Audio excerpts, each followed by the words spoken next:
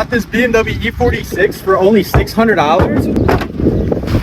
Oh, fuck. I'm gonna be turning it into the best budget.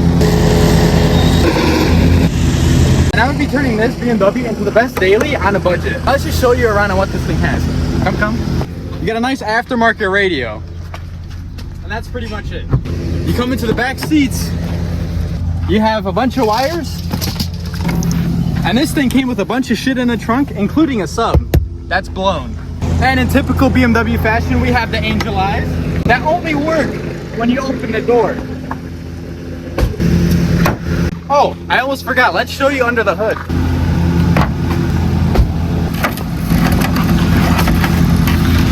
It likes to get stuck a little bit, so you gotta... But we're working with the M54. Let's get to work on this hunk of shit. Okay, so first order of business, I'm gonna work on these angel eyes because, like I explained earlier, they only turn on when you open and close the door.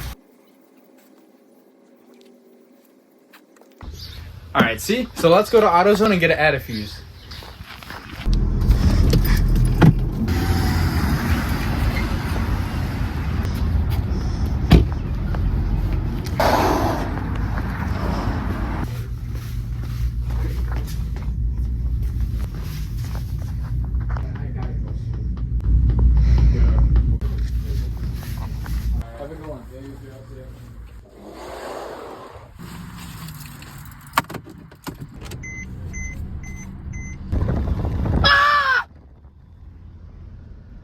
Alright, so I went ahead and grabbed the antifuse. Go ahead and pop the hood. We're gonna examine everything. Whoever wired this car up before me, you're fucking stupid. Oh shit, those laxatives are kicking in. I'll go back to work on adding this fuse for these halos. So let's get to work. I think I already found the problem. This yellow wire is most likely wired to a door switch. So whoever thought that'd be a good idea, you're kind of stupid. You go into the glove box, you undo these two clips, and then you got a fuse panel. And I'm gonna be connecting it to one of these fuses that are amber lights, which we have a little diagram right here that should tell us. So let's read it out loud. Front fog light. We don't have fog lights because this is a base model. So I could connect it to the airbag. When the airbag goes off, the halos turn on. So I finished doing the halos. They came out pretty nice. They're already falling apart, but that's okay. I have a trade offer for a BMW E36, so we'll see if we end up getting that trade. What's that noise?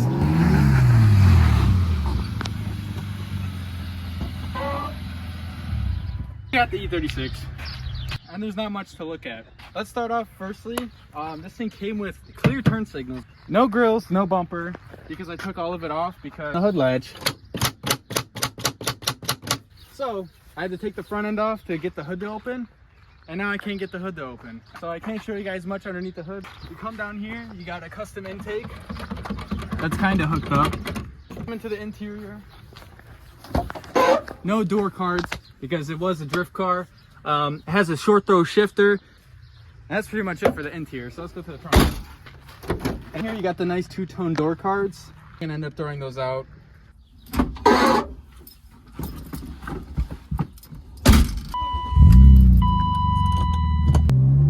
Taking this bad boy on a test spin.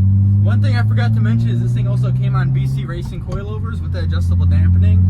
I was able to drive this thing an hour back home doing the speed limit, and it drove absolutely amazing. And listen to the satisfying clicks.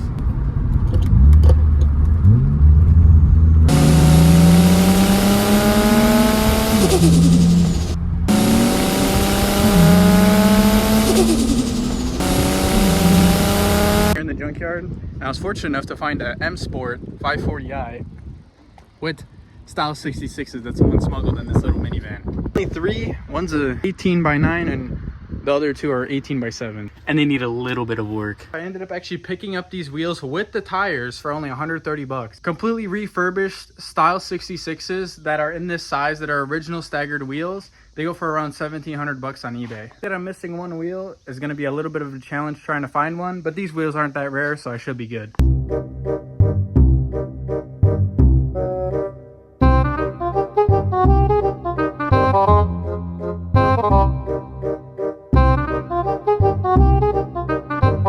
Okay, so it's a few days later from the last clip I shot about the wheels for the E36. I ended up getting the full set. Got these bad boys powder coated in my own powder coating system. And right now I'm going ahead and I'm taking off the front wheels on the E36, taking these tires, and I'm swapping it onto the Style 66s.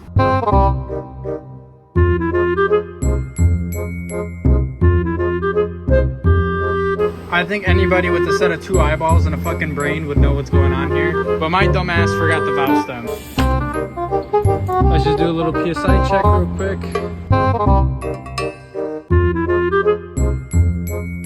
Alright, so after I took a hiatus, definitely ready to paint this thing, but I'm not quite ready. I have to start doing some body work on this thing. I could probably PDR this dent out, but this one, not so much. This one's gonna have to get tapped in, bondoed.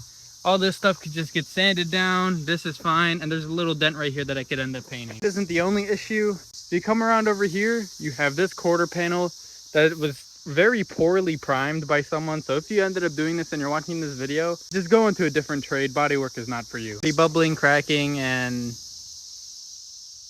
yeah, it just doesn't look good. Get to sanding this turd. What I do first is I'm gonna end up tapping down these high spots so it kind of pushes out this little dent a little bit.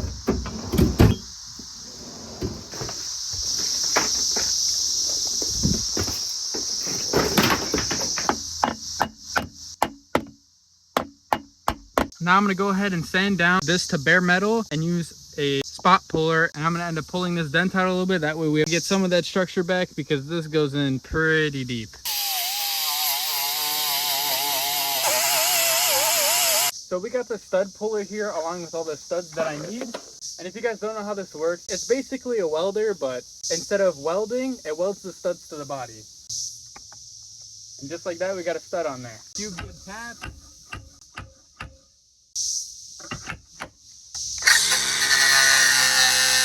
This dent pulled out as best as I could without there being a major hole in here. And there kind of is a little bit of a hole, but that's okay. The plan is to blend it up to this line. And basically what that means, I'm not going to be painting up here on either of these panels. It's just basically going to be this section all on the bottom of the car. All right, so this spot's ready for Bondo. Now we got to go ahead and sand down spot right here. Ready for Bondo, my friends. Do this on the floor since it's easier, but basically, go grab yourself some Bondo. Open up the lid. Grab yourself a stick. Take some Bondo. Oh my gosh, that looks so good. And not only is Bondo good for your car, it's also good for you. It's a nice gut health snack. And I honestly don't know why people don't recommend eating Bondo more often, because this stuff's amazing. If you have problems shitting after eating Bondo, you should have added some nice cream hardener to it. It makes your shits a lot smoother. Now that we got the Bondo kind of mixed, let's mix it a little more. There we go. Oh, just like that. Bondo nicely drying.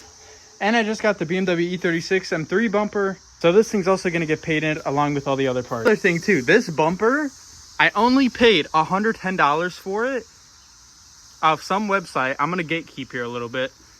And this bumper fits amazing. On top of that, most of these M3 rep bumpers that you get only come with this lip molded into the bumper, but it's actually a 2-piece bumper. Look at how well this bumper fits up to the car. I have perfect lines everywhere, perfectly flush here, perfect lines underneath here. And on top of it comes with these trim pieces, and it's ready to paint. It's currently the next day, and we're gonna start on priming this quarter panel. It is ready for primer, and my goal today is to get this thing ready for paint today and hopefully paint it. I got me some delicious food. Mom.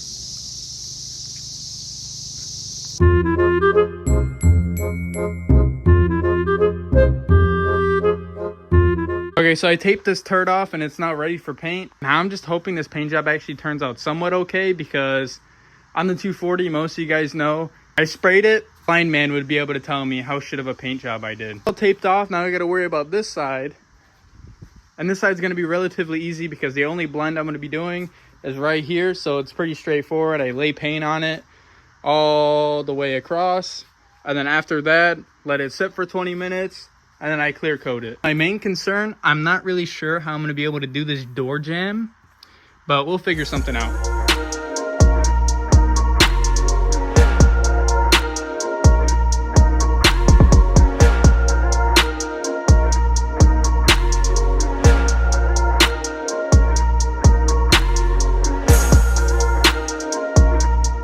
got this side all taped off. Bumper all prepped. We have this side prepped. We just got to cut out that side. Wiping down these panels, make sure you use a nice clean rag.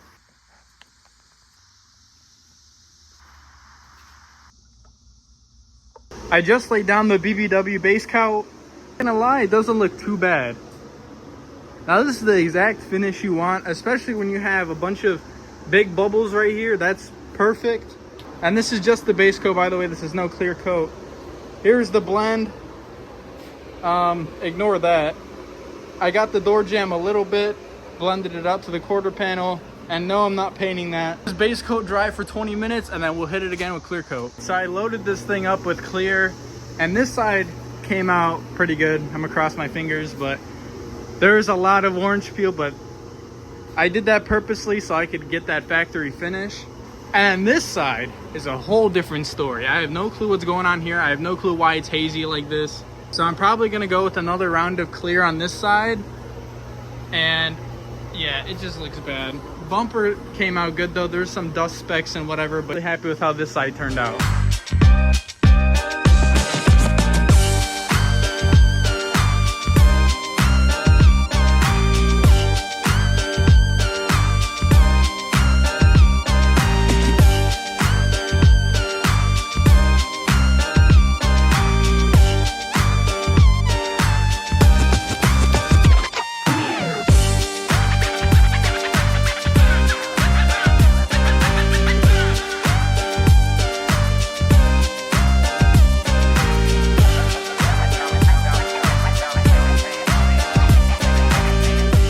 I went off camera and I decided, you know, why not just finish this thing? I got this thing all buffed out, all nice and pretty, all nice and shiny. The front bumper installed along with the two grills, the marker lights, the wheels, the interior. It just looks so good. We took pictures of her, listed her up on Facebook for 7Gs. Thank you guys so much for the love and support on the last video of the 240. Definitely gonna be way more videos to come soon, guys. So it's a little over a week later, and I actually ended up selling the BMW for a little over $6,000.